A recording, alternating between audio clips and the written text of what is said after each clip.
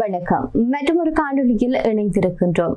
மத்திய கிழக்கு பகுதியில் நிலவி வந்திருக்கக்கூடிய இந்த போர் பதற்றமானது தற்போது ஒரு புதிய ஆபத்தான கட்டத்தை எட்டியிருக்கிறது. சவுதி அரேபியா மற்றும் ஐக்கிய அரபு அமீரகம் ஈரான் மீது ரகசிய ராணுவ தாக்குதல்களை நடத்தியிருப்பதாக வெளியான அறிக்கைகள் பெரும் அதிர்ச்சியை ஏற்படுத்தியிருக்கிறது.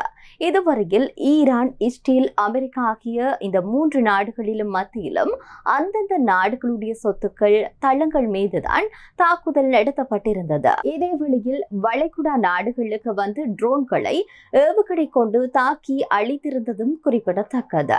இப்படிப்பட்ட நிலையில் தற்போது வந்திருக்கக்கூடிய விடயம் என்பது ஒரு அதிர்ச்சியை ஏற்படுத்தி இருக்கிறது. ஆனால் முதல் முறையாக ஈரான், சவுதி அரேபியா மற்றும் ஐக்கிய அரபு அமீரகம் ஆகியவை ரகசியமாக தாக்கியதாக அறிவித்துள்ளது பெரும் பதற்றத்தை ஏற்படுத்தி இருக்கிறது.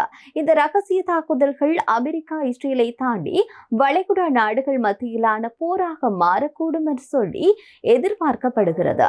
இந்த நிலையில் இந்த விடயம் மிகப்பெரிய அளவில் பேசப்படக்கூடிய ஒரு விடயமாக மாறியிருக்கிறது. குறிப்பாக மத்திய கிழக்கில் நடைபெற்றிருக்கக்கூடிய விடயங்கள் தொடர்பாக தொடர்ச்சியாகவே பேசிக் கொண்டிருக்கின்றோம்.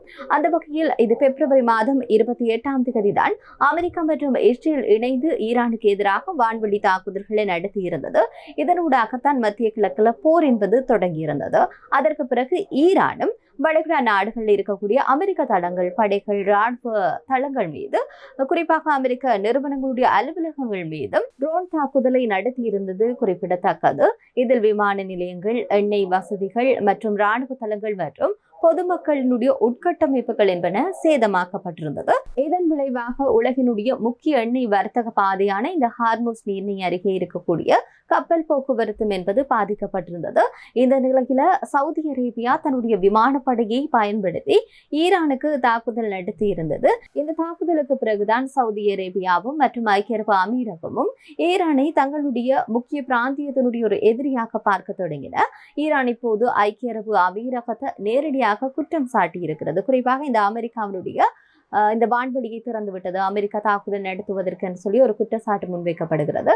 இதே நேரத்தில் டெல்லியில் நடைபெற்று இருக்கக்கூடிய பிரிக்ஸ் உச்சி மாநாட்டின் போது பேசி இருக்கக்கூடிய ஈரான் வெளியுறவு அமைச்சரான அப்பாஸ் ஆராக்சி, ஐக்கிய அரபு அமீரகம், அமெரிக்கா, இஸ்ரேல் போரில் வந்து ஆக்டிவ் பார்ட்னர் என்று குற்றம் சுமத்தி இருக்கின்றார். ஐக்கிய அரபு அமீரகம் ஈரானுக்கு எதிராக தாக்குதல்கள் நேரடியாக பங்கேற்பதற்கான ஆதாரங்கள் இருக்கிறது என்று சொல்லி இருக்கின்றார். இஸ்ரேல் பிரதமர் பெஞ்சமின் நெதன்யாகு மற்றும் ஐக்கிய அரபு அமீரக அதிபரான Mohamed bin Zayed Al Nahyan இடையே ரகசிய சந்திப்புகள் எல்லாம் நடைபெற்றிருப்பது உறுதியாகி இருக்கிறது. அது தொடர்பான ஆதாரங்கள் எங்களிடம் இருக்கிறது என்று சொல்லி இருக்கின்றார்.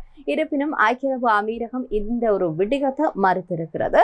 அதே போல சவுதி அரேபியா மீது குற்றம் சுமத்தி இருக்கிறது. குறிப்பாக அமெரிக்கா, ஈரான், இஸ்ரேல் மத்தியிலான இந்த தாக்குதல் காலத்துல சவுதி அரேபியாவில் இருக்கக்கூடிய அமெரிக்க தளங்கள் மீது தாக்குதல்கள் நடத்தப்பட்ட பிறகு ஈரானை வந்து சவுதி அரசு அழைத்திருக்கிறது. இதில் ஈரான் தொடர்ந்து சவுதி மீது தாக்குதலை நடந்தால் மேலும் பதிலடி கொடுக்கப்படும் என்று சொல்லி எச்சரித்ததாகவும் தெரிவித்திருக்கின்றார் அப்பாஸ் ஆராக்சி. இருப்பினும் இருதரப்பினுடைய முழு அளவிலான போரை தவிர்க்க ரகசிய பேச்சுவார்த்தை நடத்தி வருவதாகவும் கூறப்படுகிறது. இந்த நிலையில் கூடிய விரைவில் இந்த போர் முழுமையாக நீக்கப்படுமா, இல்லாட்டி மீண்டும் ஒரு அமைதி நிலவுமா என்பது மிகப்பெரிய ஒரு கேள்வியாகத்தான் இருக்கிறது.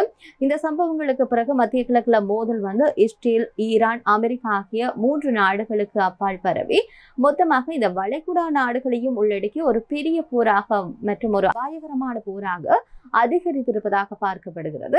எனவே அப்படி வளைகுடா நாடுகள்ல மத்தியிலான இந்த போர் வெடிக்கமாக இருந்தால் நிச்சயமாக எண்ணெய் உற்பத்தி பாதிக்கப்படும். அதே நேரத்தில் ஏற்றுமதியில வந்து மிகப்பெரிய அளவு தாக்கத்தை ஏற்படுத்தும் என்று சொல்லப்படுகிறது. அதே நேரத்தில் எண்ணெய் உற்பத்தியினுடைய விலையும் என்பது சடுதியாக அதிகரிக்கும். இது ஏற்கனவே மோசமான நிலையில தான் இருக்கு எண்ணெய் நிலைப்பாட்டுல.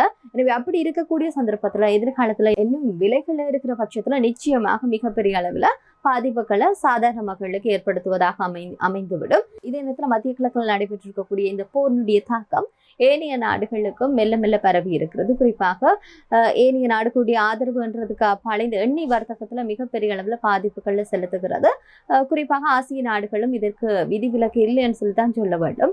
இந்தியா, இலங்கை போன்ற நாடுகளிலையும் இந்த எண்ணெயினுடைய விலையேற்றம் என்பது அதிகமாகத்தான் இருக்கிறது. குறிப்பாக எண்ணெய் விலையேற்றம் அதிகரிக்கிற போது அடிப்படையான உற்பத்தி பொருட்களுக்கான விலையும் என்பது அதிகரிப்பது வழக்கமாக இருக்கிறது. அந்த வகையில் தொடர்ச்சியாக பொருளாதார நெருக்கடி என்பது மத்திய கிழக்கு பிராந்திய நாடுகளுக்கு மட்டுமன்றி ஏனைய நாடுகளுக்கும் மிகப்பெரிய சிக்கல்களை தான் எதிர்கொண்டு இருக்கிறது இந்த போர்னால. எனவே கூடிய விரைவில் இந்த போர்கள் நீக்கப்பட்டு நிச்சயமாக ஒரு அமைதி நிலவ வேண்டும் என்பதுதான் உலக நாடுகளுடைய எதிர்பார்ப்பாக இருக்கிறது. வந்திருக்கக்கூடிய மிக முக்கியமான இந்த விடயம் தொடர்பாக பார்த்திருக்கின்றோம். மற்றும் ஒரு காணொளியில் சந்திப்போம். நன்றி.